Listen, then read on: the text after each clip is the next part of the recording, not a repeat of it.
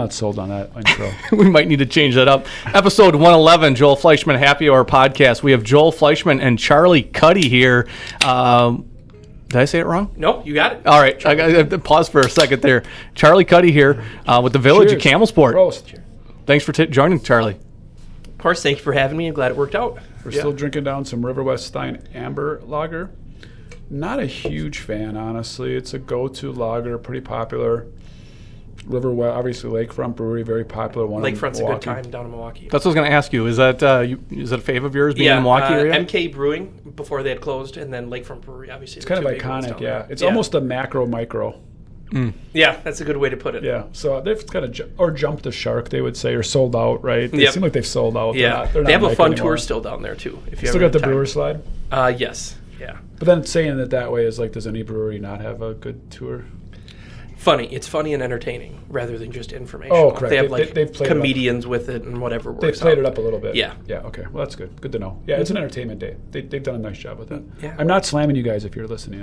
It's fine. Did you say they have the original, the brewer slide? They always used to. They have the from Fernie County Brewers. Stadium? Yeah, correct. I was wondering where that went. The That's old chalet and everything with Yeah. that, too, yeah. Really? Okay. Yep, so good for them. That was kind of a good buy. I don't know how they got it or whatever, but Right. it's cool. Got to keep it in the community, which was Definitely nice. iconic. Yeah. Well, Charlie, thanks for taking the time to join. I know summer's been busy. You just got back from a vacation. So Yes. I guess to start off, how did you all get into what you're doing here in Campbellsport and to run the village and everything? Sure. So growing up, my grandpa was a village trustee in a community called West Milwaukee, which is in Milwaukee County, 4,200 people big. He served as our property maintenance officer, village trustee. My mom was on our community development authority. My dad on police and fire commission. So anything municipality, I was just exposed to right away growing up. From there, I had that interest, went into finance and real estate at UW-Whitewater, did 2 summers worth of internships as a real estate analyst out in San Francisco, and then came back home. COVID happened, and I kind of rearranged what I wanted to look at. I had a government background from what I was doing in college and student government, and then paired that with my interest in real estate and community building. And the Campbellsport job was advertised on the League of Wisconsin Municipalities website, and I kind of applied on a whim, and 4 or 5 months of interviewing later, they decided to hire me in October of 2020. So that's how I kind of got here. Not only that, our little village's only and first village administrator. After decades of people like me, and I'm a very, very libertarian almost. Maybe I am a libertarian government person where I do not want government involved in anything or pay anything for government fees. In this rare case, I'm like, we need a village administrator to run this village.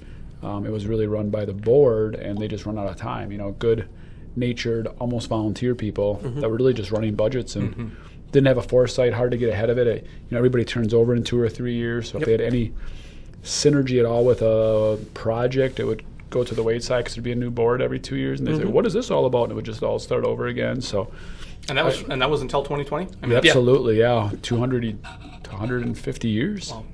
Yeah, something. 1848, I believe, or I don't. Village was incorporated in 1902. 1902, later. Yep. Yeah, so about 120 years later almost is when they had kind of gone to the manager. Our founder was Stuart Campbell. His house was right on Sheboygan Street, 117 Sheboygan. Yep. Our little coffee shop was almost named Stewart's. Oh, really? After Stuart Campbell, we were gonna have a big iconic picture of him in there, and then we decided it sounded somewhat more like a landscaping company or something. It did not sound like a coffee shop, Stewart's. I still think it would have been fun, Stewart's Coffee Shop, but play up the name. Stewie's Coffee, whatever. Yeah, play the name up, but that did not survive. No, I know when the chamber used to do some of the haunted cemetery tours and everything during their Halloween capers. I did that. Yeah, I've done that. You can go by where Stuart Campbell's gravesite is Okay. in the Union Cemetery here, which is pretty cool too. Yeah, that's kind of crazy. So, yeah. Good for him. So we were just talking. Or not good for him. I don't know. Yeah, right. We were just talking right before we got on here. Obviously, with us being building supply, and there's obviously new developments going on all over the village here. Sure. Was talking about the article I read on you beforehand, where you had said between like 2005 and 2020, there was maybe one-ish, maybe a little bit more houses built in the village per year, and now it's 32 plus. Yeah, we're actually at over 50 now in the last three years here in the village, which is an awesome record to have from where we were to going to now. Tell me about the projects because I'm guessing a few of the people listening, and it's still interesting to everybody, in this little town, you've done a lot of great things. You have a lot of great things coming up. Tell me what you have going on, and again, a lot of times you can't talk about what you have coming up because it's unknowns. But what can you talk about what you have coming up, what you have going on? Because it's significant for a very small town of, what's the residents? 1981. 1981 people. So again, very, very small. Yeah. So I think we were set up really, really well coming into kind of what the housing boom that we've seen. In 2005, we had 3 subdivisions brought in, handful of houses built, and then the busts of 2007, 2008 came along. So having all that infrastructure, those subdivisions laid out, it was really there on the village to try to re-engage all the developers and home builders and landowners that we had. What is the, just to pause. Yeah. I don't think people understand how that works. Why is that a big deal to the village? You just like growth, you're somehow lining Joe Fleischman's pockets because 2x4s are being sold. As a business, as a government entity and business associated financially, why is that important to have a housing growth in the village of Campbellsport? Because I think that is very confused and unknown. It can be twisted very negatively quick. Yeah, so it's important for a couple things. The first being any of the businesses that we do have here or we're trying to recruit to relocate here, they want to make sure their employees can A, have a life here, or B, that they have a pool of people to pull employees from. So having a diverse housing stock, be it apartments, condos, single family, that's important to bring those people in, number one. Number two, that is the way we can sustainably grow our budgets by having more people share whatever the tax pie would be. So more housing translates to a net new construction percentage. So does your taxes go up with more housing or down?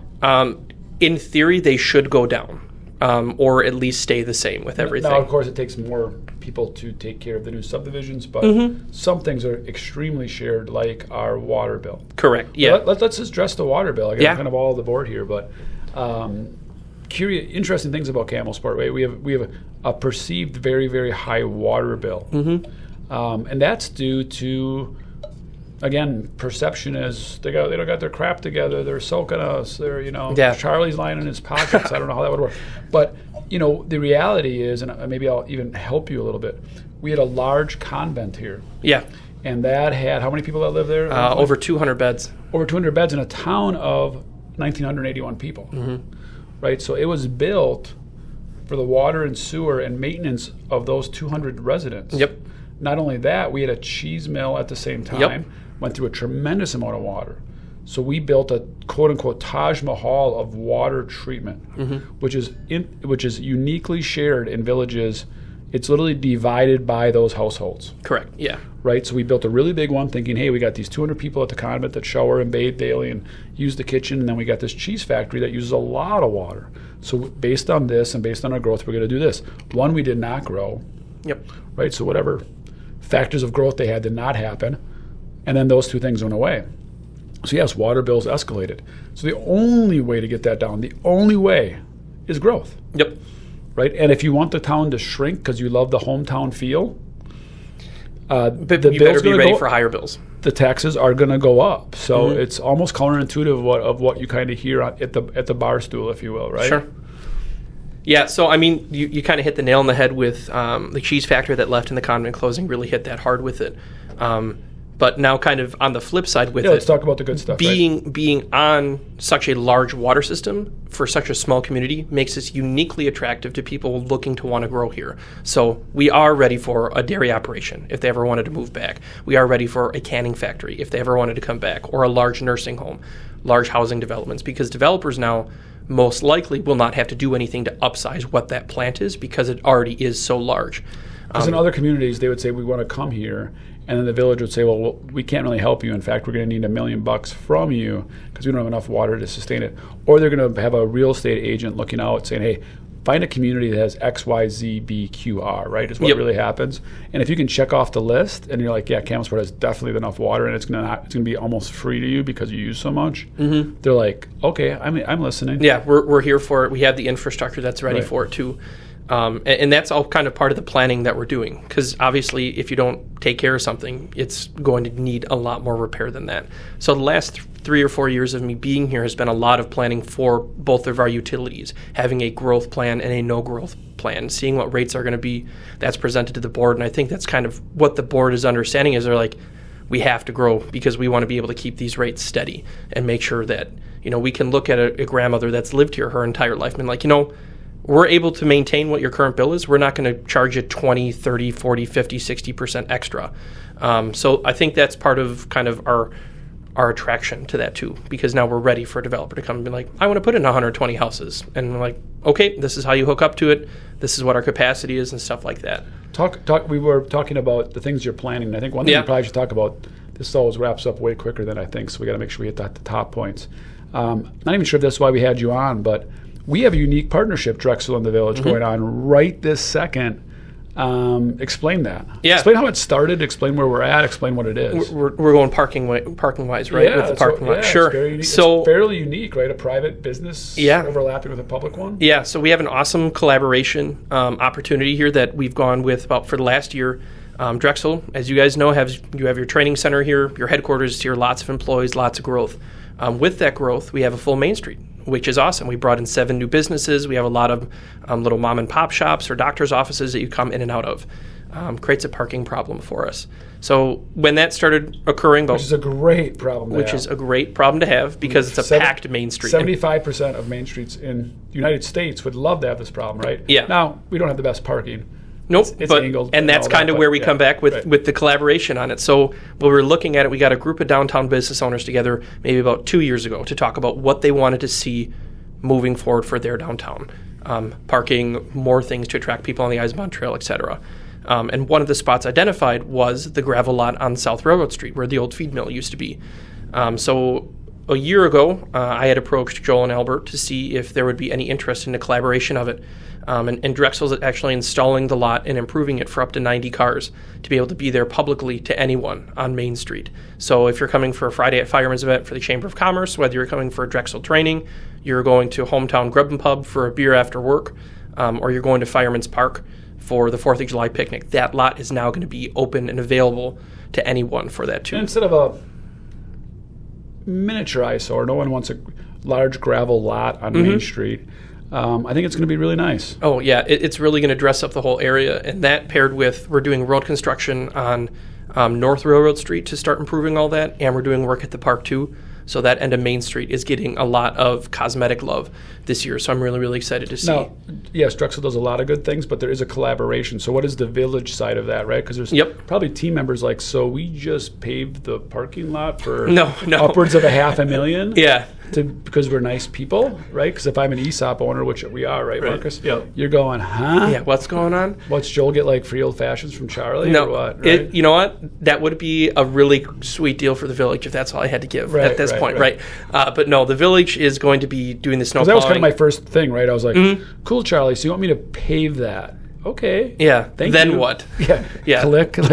Sounds good, bro. Who's paying for it? So then it led to this. So the Village is paying for the concrete work in the right of way and all of that, and we're also doing the maintenance on the lawn, making sure the grass is cut, everything's kept up there. We're doing the snow plowing for it as well, and that's funded through our tax incremental district number 2, which is kind of an economic development tool that I helped install here in the Village.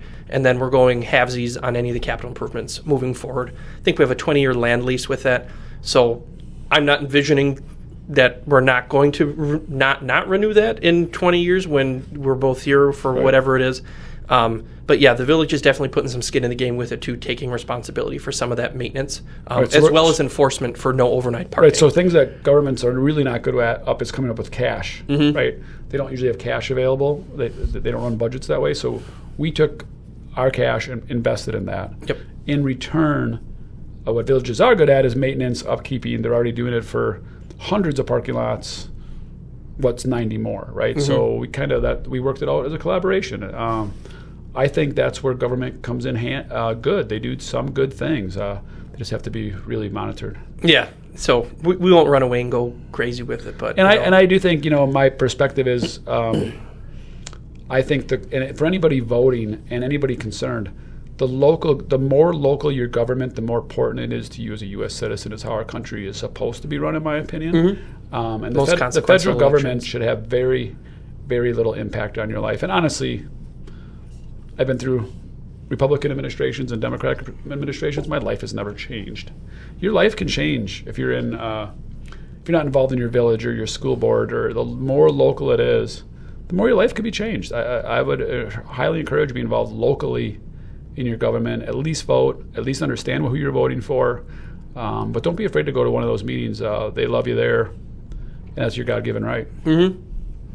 Yeah, I mean, we have plenty of committees and commissions that people from the community sit on, and they're the ones making those important votes and important decisions. So I can create plans and ideas all day long till I'm blue in the face, but they have to get approved by someone. Yeah, you're not an elected official as an administrator, so you actually have no power to do much of anything without approval from them. Correct. You're just recommending and guiding and leading and sharing your data and knowledge, which has been very vital to our community, and I so appreciate you, Charlie. Thank you. I really, really do. I hope you stick around for a long time. Charlie, you're obviously just talking about parking and issues and things like that. What are some of the issues that come about with Campbellsport growing as it is, with whether it's housing, parking issues, I mean, all the stuff? I mean, I know you have construction things which just cause the day-to-day issues for people, but what is challenges as that continues to grow here in the village? So as we're adding more infrastructure into the system, I want to make sure that we're taking care of our current infrastructure. Biggest complaint that I got, Tom Dornbrook, when he was still police chief, my first couple of weeks here, drove me around for 2.5 hours and just talked about the condition of the roadways.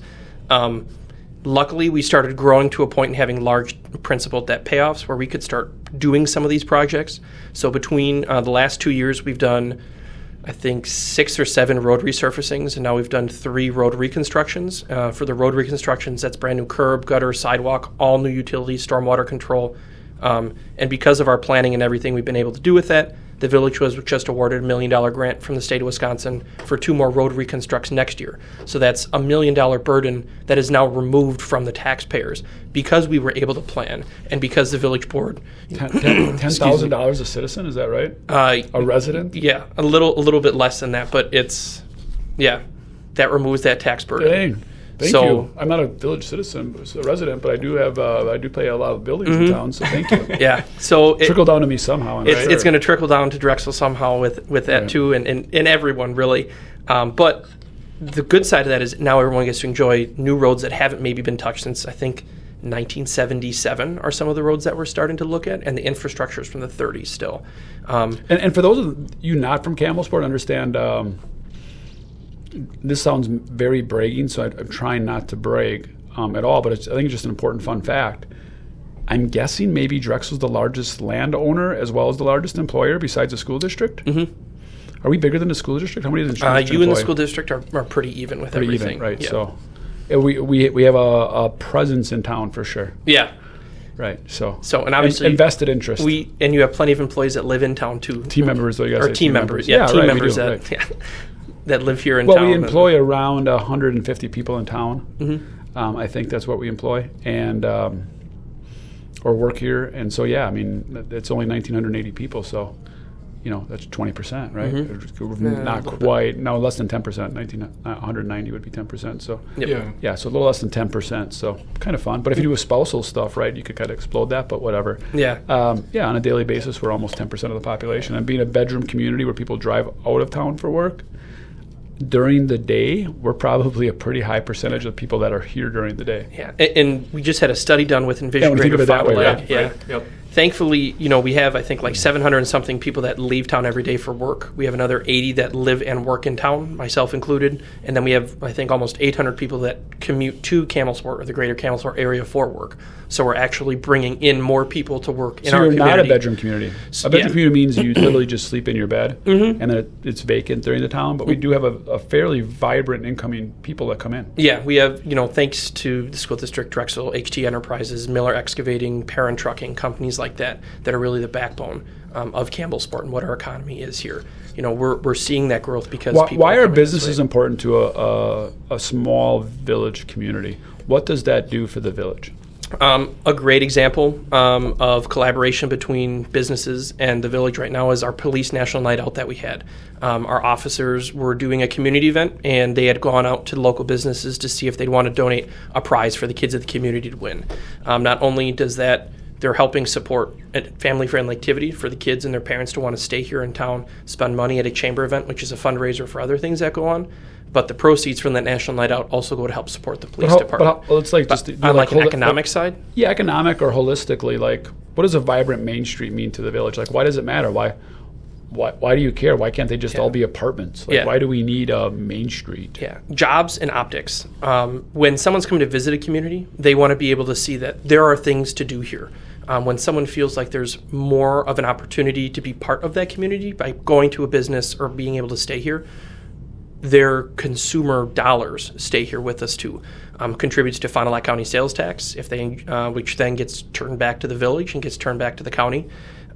They may even want to try to move here, which then you have a new person that's going to shop at the Piggly Wiggly. They're going to go to SSM Healthcare. They're going to go to Campbellsport schools. Raise property values. Values. If people want to live here, your house now is worth more. Yep. If people don't want to live here, your house is worth less. Yeah, so it builds personal wealth and personal independence too. There's also a quality of life, right? Like who wouldn't want to be part of a vibrant Main Street where within walking distance, if you live in the village, you have a variety of options and entertainment facilities as well as actual commerce and business. Like, yeah, that's a quality of life thing too. I think businesses are vitally important to Main Street America. Main Street Americas are, I wish they were more celebrated because they're so important in so many ways, not just a Hallmark movie to throw snowballs. Right. I mean, that's cute too. Yeah. Don't get me wrong.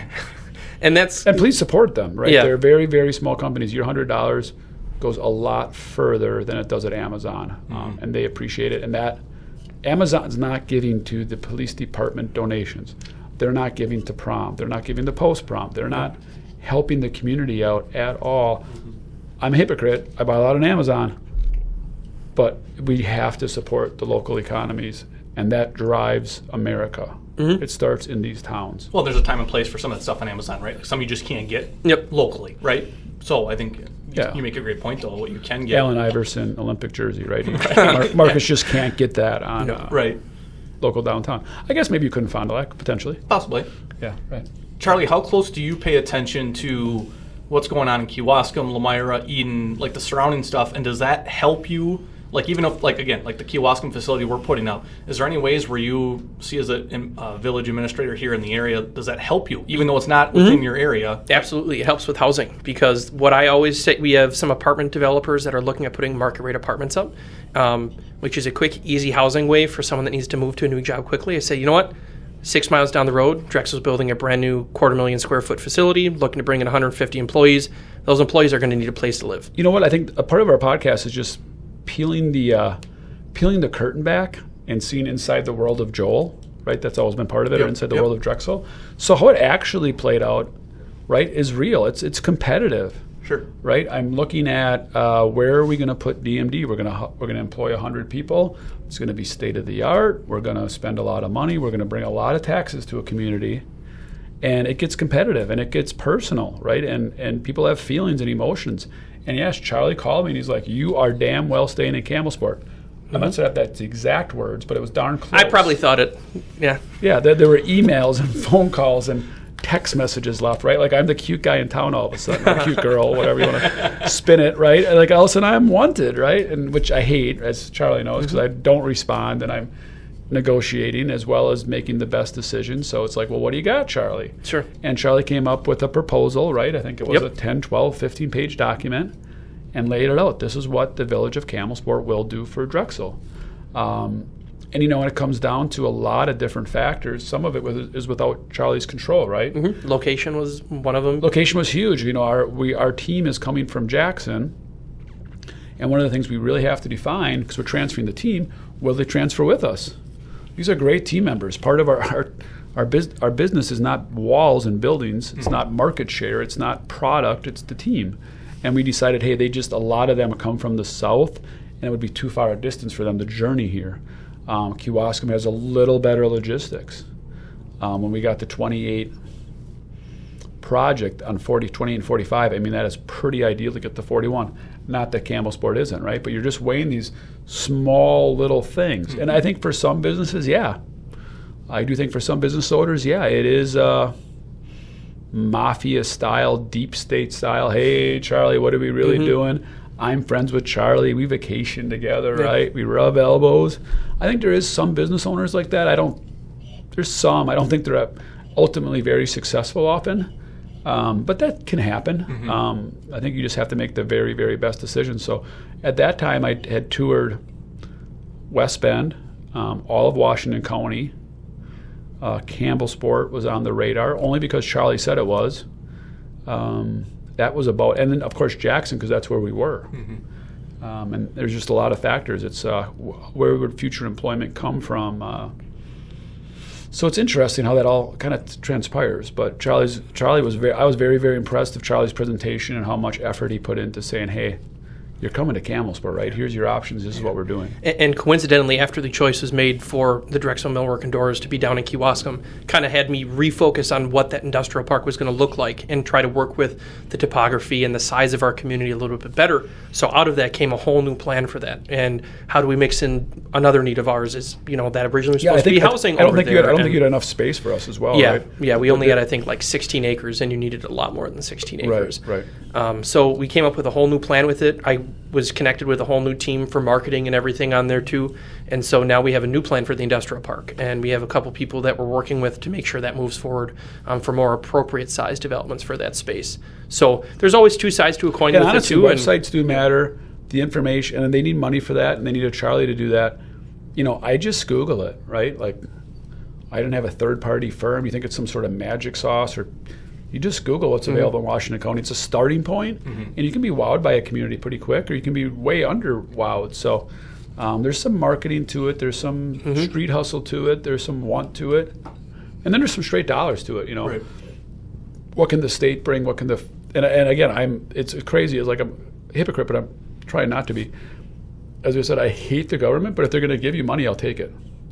I don't know who said that. If there's a loophole, Thomas Jefferson, if there's a loophole in our taxes, that's not unethical. There's a loophole in the taxes. Take it, right? There's a reason. Like I pay. We as Drexel pay a ton of money in taxes.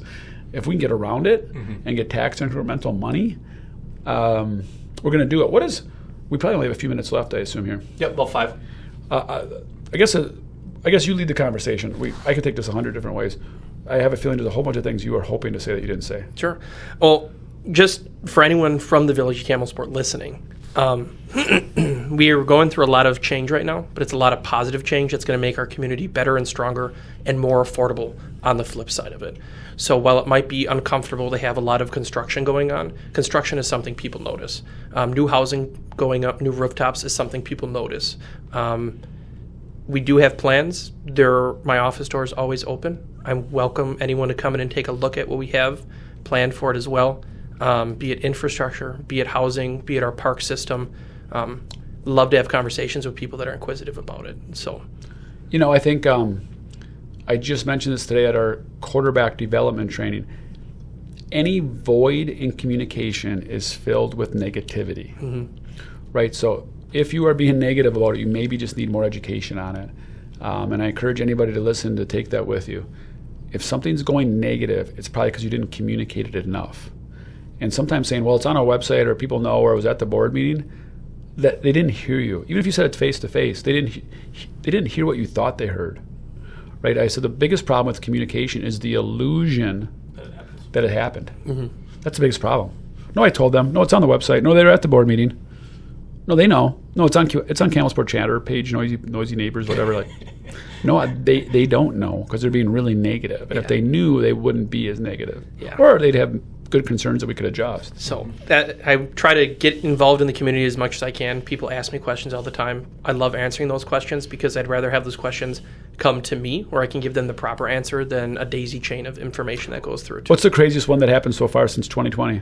The craziest thing. You can think like I had a phone call and this person wanted this, or they wanted a windmill, or they said they had a unicorn in the backyard, or they wanted chickens, or they wanted to raise pigs in the village. weird ideas, weird thoughts, weird questions, ideas. comment, something really negative. I mean, or there's harsh. just Somebody cornered you and was just really upset. I think the toughest conversation that we had to have was when, and just kind of the way the community reacted was when we put sidewalks on Ladwig Street, because sidewalks were a really contentious thing for a long time in Campbellsport. I mean, you lived in one of the subdivisions that doesn't have them here.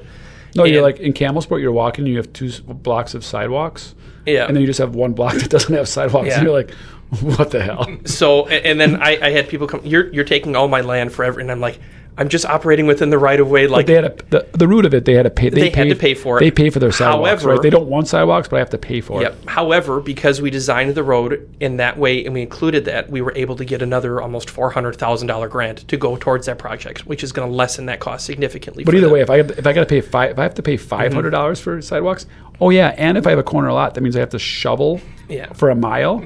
Yeah, you're gonna get some Yeah. phone calls. I do shovel my corner lot as Were well. you not prepared for that? Oh no, I was totally because prepared every for it. landowner is gonna lose their mind. Yeah, but I mean, the grant money helps with that too, and getting a brand new roadway for that helps. With And people it too. do not realize in the village, there's just certain things of a village or a community that you do not have. You can't just not put a sidewalk in. Mm-hmm.